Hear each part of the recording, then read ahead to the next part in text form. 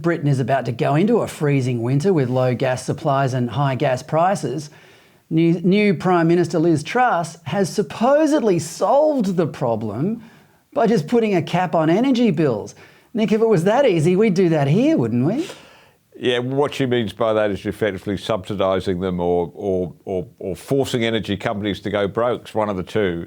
You can't do that. It's nuts. I mean, that's the sort of policy that the Soviet Union tried for years and years, and it just doesn't, you can't do that sustainably over long term. But look, things are really bad there. I mean, I've been on the phone to my family this week, and last time I spoke to them and the weather was sunny and they were all happy. Marked change of mood suddenly by this energy thing.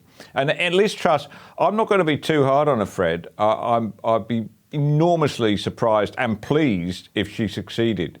But look at it this way. I mean, Margaret Thatcher came to power in reaction to the winter of discontent brought on by Labour and its strikes. And I lived it, right? We were shutting down. I was in my mid-teens and there were constant blackouts. And actually, as I was just beginning to date girls, I actually thought that was rather good. But I was one of the few people in the country who did, you know.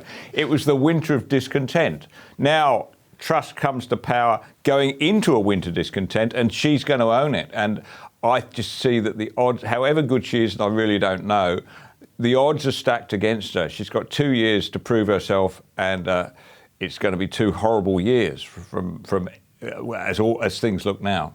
How do you think the relationship with Australia is looking? Will Truss be a good friend to Australia? Oh, I think so. Yeah, definitely. There's always been that warmth towards Australia, which is always there, despite all the sporting rivalry and the joking. And there's no doubt that the Brits feel a lot more comfortable in our company than they do with the French or the Italians. And the great thing, I was back in Britain briefly in earlier this year, and it's fantastic to arrive at the airport. And it used to be that there was the EU and Brits queue, and then there was us. You know, we were over there with Turkmenistanis and people like that in this great long queue. It's all been reversed, Fred. It's fantastic. It's Brits and selected Commonwealth countries, including us, and then all the Germans and French can go in the long queue. It's really very nice going to Britain right now, that bit at least.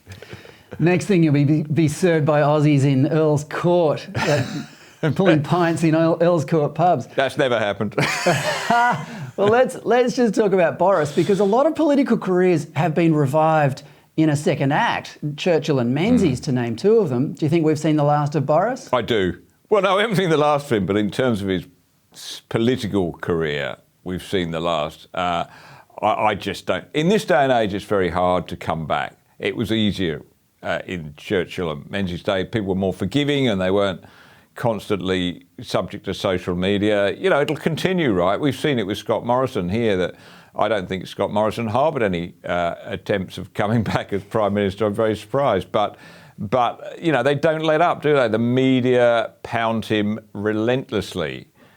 So I just think the pressures are against him. People won't be allowed to forget whatever it was, his supposed failings this time. And look, you know, they weren't grave policy mistakes. They were just personal mistakes that really hurt people, and that was the partying. So I'm sure he'll be on the world stage. I'm sure he'll be on a very, very lucrative gig on the speakers circuit around the world. I mean, I'd pay to see him. I don't know about you.